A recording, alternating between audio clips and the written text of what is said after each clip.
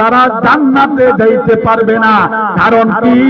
মদ খাওয়া, ফেন্সিডিল খাওয়া, নিশাদ্রব্য খাওয়া, ওই সকল জিনিস বস্তু খাওয়ার কারণে তার মস্তিষ্ক বিকৃত হয়ে যায়। ঈমান নিয়া কবরে যাওয়া কঠিন হয়ে যায়। জোরে বলেন নাউযুবিল্লাহ। এই জন্য সাবধান সাবধান, মদ গাঁজা ওইগুলি খাইবা দূরের কথা, 10 প্রকার মানুষকে আমার নবীজি নালত করেছেন।